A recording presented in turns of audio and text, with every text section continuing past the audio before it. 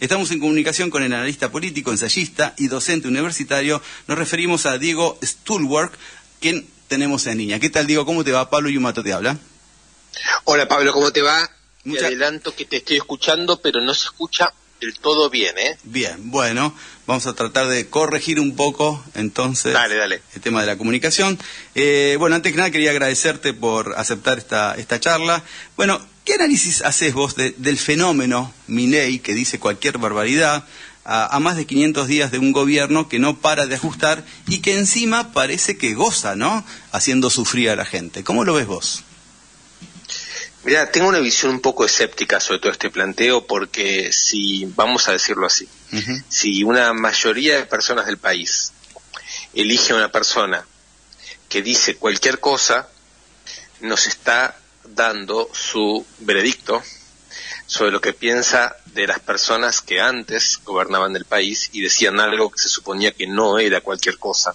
Es decir, se está eligiendo a alguien que dice cualquier cosa porque no se le da ninguna credibilidad a las personas que se supone que dicen cosas que no son cualquier cosa. Y eso me parece que hace que nosotros tengamos que darnos cuenta de que las personas están haciendo un examen muy severo, una evaluación muy dura sobre lo que fue el régimen político previo, y yo me animaría a decir también los discursos de la democracia, los discursos que circularon estos años en la democracia. Entonces, uno podría enojarse con las personas que hacen ese balance, pero como estamos hablando de una sociedad entera, no que la sociedad entera haga ese balance, sino que la sociedad entera votando dirimió sus propias diferencias en términos de que una mayoría hace ese balance, me parece que estamos ante un problema grande. El problema no es solo del que dice cualquier cosa. Claro. El problema también es de quienes decían cosas que se suponía que no lo eran y sin embargo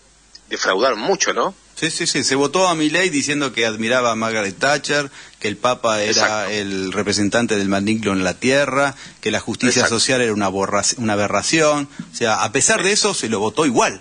Eso es algo y muy, uno diría, llamativo. a pesar de eso, y déjame extremar hasta la caricatura. A ver. O también se podría decir que lo votaron gracias a eso. No tanto por el hecho que uno piense que las personas adhieran a eso que Milei dijo, como, bueno, en el debate entre Milei y Massa, cuando Milei dijo que admiraba a Thatcher, yo pensé que perdía la elección. La verdad, te digo, porque lo votaron hasta lo que fueron a Malvinas, muchos. Increíble. Por eso. Sí, de oficiales del ejército, ¿no?, que tienen como principal conflicto territorial la Argentina y Gran Bretaña.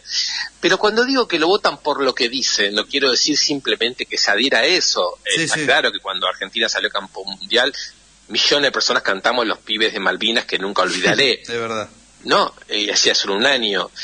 No me refiero a que se adhiera a lo que Milei dice. Lo que quiero decir es que hay un modo de desparpajo, hay un modo... ¿cómo decirlo? Hay un modo paródico de relación con el lenguaje que resulta más convincente que el modo convencional, solemne y supuestamente serio. Porque se intuye una estafa en el otro modo de hablar. Volvamos sobre ese debate entre Massa y Milei, que fue el debate presidencial antes del balotaje. Massa era absolutamente profesional, sabía de lo que hablaba, era muy impactante su articulación. Él hablaba en nombre de Alfonsín, de Kirchner y de Menem, o sea, de los grandes presidentes de la democracia, más allá del juicio que uno tenga sobre cada uno de ellos. Y Milei aparecía como un señor improvisado, digamos, con déficit psíquicos ostensibles, emocionalmente desequilibrado, y se lo elige a él. Insisto, no es a pesar de sus déficits, sino justamente por sus déficits.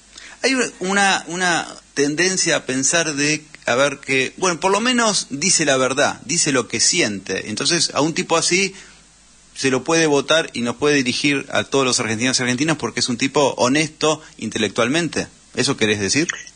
No. Bien, menos mal. Eso... No, pero puede ser que más de uno quizá piensa eso, ¿eh? Guarda. Sí, está muy bien, por eso esta conversación requiere tiempo y que nos vayamos explicando, absolutamente. Dale. Igual, no quiero decir que no, o sea, te dije que sí. A ver, te quiero decir lo siguiente. Ideológicamente... Él hace un discurso ideológico.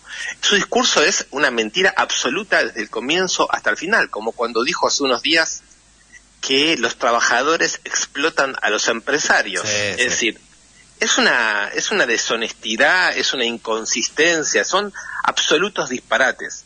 Cuando podemos decir que Milei aparece como diciendo la verdad, no es porque uno crea que diga la verdad, sino porque Milei aparece justo en el momento en que la sociedad ha hecho un balance absolutamente cínico sobre su propio pasado. Es decir, ¿qué se dijo? Si esto es justicia social, que se vaya a la mierda la justicia social. Claro. Si esto son derechos humanos, que se vaya a la mierda los derechos humanos. Si esto es igualdad, que se vaya a la mierda la igualdad. Y eso viene Milei y dice, que se vaya a la mierda la igualdad, los derechos humanos y la justicia social. Y todo dice, y sí, si va a ser una mentira... La democracia y la Constitución. La democracia y la Constitución. La Constitución, pero un conjunto de cosas que todos sabemos que no funcionaban. Entonces ahí está el punto en donde él dice la verdad. Es un punto ideológico, porque en lo que él dice no hay nada verdadero. Lo que es verdadero es que él está diciendo algo que coincide con la experiencia de muchas personas. Es más, en un cierto punto está ocupando el lugar de una izquierda antisistema que, diciendo la verdad, debería haber podido comunicar ese balance sobre lo que no funciona, pero no diciendo que todos esos valores son una mierda, sino diciendo que esto es momento de que todos esos valores funcionen en serio. Uh-huh. Sí. De hecho, utiliza la frase de, ¿cómo se llama? De la de Gramsci, la batalla cultural. Utiliza un concepto netamente de izquierda para revertirlo y hacerlo de derecha. Exactamente, eso se llamaría una perversión, ¿no? Claro. Uso a Lenin, uso a Gramsci para todo lo contrario de lo que ellos decían. Es increíble, pero bueno, evidentemente generó un efecto positivo para él, ¿no? Porque lo votaron al final, y que la gente votó, bueno, vos decís, yo digo a pesar y vos decís, sí, yo digo gracias a. Considerándolo como una verdad absoluta, eso que decía Milei, por eso se lo votó, ¿no? Que lo tiró. Pero bueno, entonces es un cuestionamiento más que al gobierno, a la sociedad en sí, de parte tuya, que lo acepto y me parece obviamente que es lógico. No, creo que la sociedad está o una parte de la sociedad, por supuesto, esto es muy variable, y estamos hablando de una parte de los votantes, ¿no? Por supuesto, no estamos hablando de que sea ni homogéneo, ni que estamos hablando de una mayoría absoluta e inmodificable. No. Pero si uno toma el 23-24, años 23-24, parece que una parte importante de la sociedad se está queriendo sacar de encima un conjunto de prácticas y discursos que nosotros hemos llamado democracia. Sí. Cuando digo democracia no me refiero a los votos, no me refiero al juego institucional, me refiero a todo el conjunto de prácticas que sostienen éticamente ese sistema de instituciones, porque es evidente que con Milei todavía hay elecciones, hay parlamento, ¿no? Como dice él mismo, ¿no? Él juega al extremo dentro de la ley. Lo que pasa es que esa es una visión muy legalista de la democracia. La democracia no es solo un legalismo, es la aspiración legítima de que aquellos desfavorecidos por un sistema de explotación van a poder mejorar su situación, claro, de modo sin represión, sin asesinatos, de modo legal. Se supone que es el gobierno del pueblo. Exacto. Bueno, y cuando eso no se da, y ahí viene quizás la contradicción interna de muchos ciudadanos. De todas maneras, como vos recién planteabas, no es toda la sociedad. En el fondo siempre estamos hablando de un porcentaje que ronda entre el 15 y el 20%, porque por supuesto estamos hablando de ese número que a veces vota para un lado y a veces vota para el otro, y que evidentemente esta vez se asoció con el 30-35%, que por lo general siempre vota antiperonismo, anti-espacio nacional y popular. Sí, estamos hablando de eso, y estamos hablando de que los espacios político-electorales llamados nacional populares están desmoralizados por sus propios fracasos. Entonces, bien, sí, además de lo numérico, está lo cualitativo, porque no tenemos hoy, vamos a decirlo así, no es que las personas pasaron de votar al peronismo a votar al macrismo. Eso hubiera sido, si vos querés, el juego de la oscilación, sí, una democracia liberal capitalista que tiene dos opciones y se va pasando de oficialismo a oposición. Acá apareció una fuerza que no existía previamente, que le ganó el conjunto de los partidos políticos, que está objetando el conjunto del sistema político, tanto a los sectores como más progresistas como a los más de derecha, y lo que logró es concentrar la imagen del vigor de la sociedad. No es solo haber ganado una elección, también es haber impuesto un lenguaje, haber pasado a la ofensiva ideológicamente, como parte de un fenómeno que además no es solo argentino. Sí, es verdad. Yo a veces a algunos intelectuales más de izquierda, si se quiere, les planteaba esta de hecho, me acuerdo con Marina Bassi también lo charlé. Yo le decía, vos fíjate que la gente se enojó con el peronismo en general, por la lógica política que se venía desarrollando, ni hablar con el Frente de Todos, pero se enojó y se extremó hacia la derecha. No se enojó y votó a Miriam Bregman, por ejemplo. No votó a la izquierda, no se enojó para la izquierda, se enojó para la derecha. ¿Por qué crees que cuando pasan estas cosas reflota el enano fascista que por lo general los individuos, y sobre todo acá en la Argentina, tenemos y bastante, ¿no? ¿Por qué se inclinó para un lado y no para el otro? Bueno, a ver, esta es una pregunta muy dolorosa, porque por un lado está el siguiente tema. ¿La izquierda en la Argentina es una fuerza con capacidad de intervención política o es un conjunto de grupos disputándose internamente entre sí que a duras penas logran una precaria unidad que lo lleva a ser un partido de testimonio que no llega más que al 5% y de alguna manera pareciera ser que no hubiera una ambición real de superar esa situación? Porque el hecho de que no haya una izquierda radical con voluntad de intervención en la política de manera fuerte, hace que para muchas personas esa opción no exista. Claro. Esto es una primera cuestión. Por supuesto, además, que la izquierda va a ser siempre desfavorecida por los grandes medios, por los aportes empresariales, un lenguaje que en principio es contraintuitivo para muchísima gente que está acostumbrada a la pedagogía del sistema, además de todas esas cosas. Eso es una primera cosa. Segunda cosa, con la debacle del peronismo, lo que se desprestigian son las ideas de igualdad. Es decir, se desprestigian las ideas de las izquierdas en general. Y esto es un tema que yo creo que la izquierda tiene que pensar. En el kirchnerismo, una parte importante de la izquierda argentina entra al peronismo o es izquierda peronista. Y esa es la zona del discurso político más castigado. Es decir, todos aquellos que han hablado de, por ejemplo, igualdad de género o feminismo, o de igualdad de ingresos y salarios, o de otro tipo de igualdades, y que luego en el gobierno no concretan eso. No solo entonces por eso una sensación de estafa, de que las ideas igualitarias son ideas de estafa.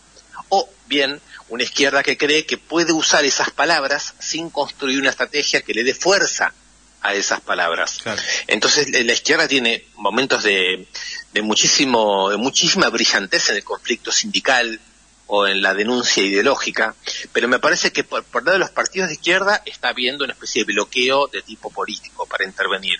Y en el campo general de la sociedad, lo que me parece es que hay una suerte de balance según el cual solo las ideas bien capitalistas, bien verticalistas, bien racistas, bien machistas, dicen lo que son. Sí, claro. Sí. Entonces es una desinhibición que les trae fuerza, que permite poner en juego afectos pesados de la sociedad, ¿no? Odios, rencores, resentimientos, eso da mucha fuerza, ¿no? En un momento en donde las fuerzas igualitaristas están radicalmente desmoralizadas, están divididas y están sin horizonte político. Sumemos a esto la pandemia, sumemos a esto la intervención de las tecnologías digitales, sumemos a esto la desigualdad real en la economía que ha crecido muchísimo durante el gobierno progresista, el cóctel es explosivo. Sí, recién mencionaste la palabra progresista. ¿Por qué crees que hay tanta disputa dentro del peronismo en sí entre lo que es el peronismo y el progresismo? Y ahí yo a veces veo discusiones, pero totalmente, qué sé yo, a veces hasta fuera de lugar, o sea, como si fueran espacios distintos.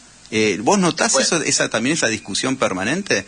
No es peronista, sí. Es porque es de izquierda, ni a Kicillof es comunista, es socialista, es keynesiano, no es peronista. Es una cosa que yo digo, ¿por qué también se da esa disputa dentro del espacio nacional y popular? Bueno, es complicado el asunto. Primero, el nacional y popular no puede ser algo congelado, y el peronismo, digamos, en lo que tiene de vital o lo que tuvo de vital, vamos a ver, siempre tuvo que ver con ser una suerte de mancha de aceite capaz de tomar la forma que iba tomando el mundo popular. Entonces esa capacidad de ir adoptando formas según las mutaciones del mundo popular en este momento parece un poco bloqueado. Por ejemplo, cuando aparece un 50% de la fuerza de trabajo que no puede ya aspirar al trabajo bajo convenio legal bien, claro, con salarios, ¿no? Entonces cuando no puede ya hay 8 millones de trabajadores registrados, nada más. Por eso. Exacto. Entonces, ya está. ¿Dónde están las vacaciones, el aguinaldo que tanto defendemos? ¿Dónde están? Si la mayoría no gana eso. Entonces, digamos, si tenés una mayoría de la clase trabajadora que no tiene ni esa experiencia ni ese horizonte, a ese sector social que es fundamental, ¿qué le decís? ¿Le decís solamente que se hizo de derecha? Claro. Bueno, ahí hay un bloqueo. Otro bloqueo, el balance que se hizo de la elección de medio término 2021, en donde el peronismo pierde. Sí. Hay un sector particularmente reaccionario del peronismo, le echa la culpa al pañuelo verde, a las banderas progresistas, al Ministerio de la Mujer, y yo no sé si no, la UH, y etcétera, ¿no? Sí, sí, sí. Como si se hubiera olvidado una forma más tradicional. El lenguaje inclusivo, ¿te acordás? El lenguaje inclusivo. El lenguaje inclusivo. Sí. Todo eso, digamos, que podría haber tenido una lectura progresista en serio, es decir, claro, por supuesto, uno no puede reivindicar el pañuelo verde si al mismo tiempo no está produciendo políticas efectivas de igualaciones materiales. Se lo sustituyó por un balance reaccionario. El problema fue el pañuelo verde, dijeron. Claro. ¿Sí? Entonces, yo creo que se está aprovechando sectores más reaccionarios para retomar un control conservador del peronismo que el kirchnerismo les había puesto en disputa. Dicho esto, el peronismo de los años 90 es un peronismo comandado por la derecha liberal, por la UCD, por María Julia Alzogaray. Sí, sí. Y el peronismo kirchnerista pudo girar a la izquierda porque existían las madres de Plaza de Mayo, la lucha de los 90, los testimonios de los 70, con lo cual yo tengo muchas dudas de que exista algo congelado, como dicen los doctrinarios, que es una especie de doctrina peronista, sino que más bien veo que el peronismo tiene esa capacidad muy dúctil de asumir las formas de lo popular y luego, en torno a las ideas, se deja hegemonizar por unos u otros grupos que no necesariamente vienen del peronismo. Bien, bien. Te cambio un poco de tema y ya nos metemos un poco en la cuestión coyuntural de lo que está pasando hoy por hoy en la Argentina. ¿Qué visión tenés de lo que está sucediendo hoy por hoy en Tierra del Fuego? Y si crees que esto puede llegar a tener repercusiones a nivel nacional, como que puede ser una mecha que se empieza a prender y que vaya a saber cuándo se apague y cómo. ¿Vos te referís al conflicto laboral específicamente cuando decís mecha? Sí, como que hay ahí una tensión que yo no la estuve viendo en otros procesos de lucha de los trabajadores en otras instancias. Como que acá me parece que se puede llegar a aprender algo que vaya a saber hasta dónde llega. Pero bueno, capaz que es una idealización mía, puede ser. Sí, es una ilusión, digamos, de que una ilusión, capaz. Lo que todos queremos. Mira, veo varias cosas. La primera que veo es, por supuesto, el proyecto general de que la sociedad argentina se reproduzca vía consumo y no vía producción. Es decir, la Argentina podría ya no producir más nada en términos de trabajo. Sí, sí, sí. Todo ser renta minera, renta agraria, renta por energía, que se lo lleven grandes grupos concentrados, muchos de esos ni siquiera nacionales, y que las personas se beneficien por consumos baratos de cosas importadas. Claro. Esa cultura es la que veo que está a la ofensiva. Sí. Es decir, si vos vas a tener tu celular 30% más barato, y bueno, que se quede gente muy lejos tuyo sin trabajo, te parece una cosa menor y quizás hasta justa, ¿no? Que se busque otro trabajo, que dejen de estafarnos, quiero tener mis consumos más baratos.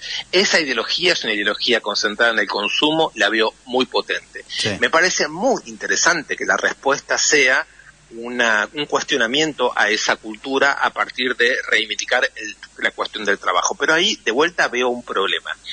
Y es que los empresarios en cuestión que estaban haciendo estas formas de armaduría de tecnología en Ushuaia, en Tierra del Fuego, no son exactamente proyectos empresariales desarrollistas. Exacto. Son formas, muchas veces, de transacciones entre empresas y partidos políticos que mantienen ficciones económicas a cambio de financiamiento de la política. Entonces, no se puede ni siquiera hacer un juicio serio sobre esos emprendimientos como proyectos desarrollistas de producción de una soberanía nacional en el sur. Por lo tanto, el eje del trabajo es el que me parece que queda en el centro de la cuestión. Ahora, cuando Milei dice que en la Argentina los trabajadores explotan el capital, y lo explica en una conferencia de empresarios, sí, y no podemos responder nada, porque toda la tradición marxista de izquierda, que digamos que es la que ha elaborado durante 150 años una crítica absolutamente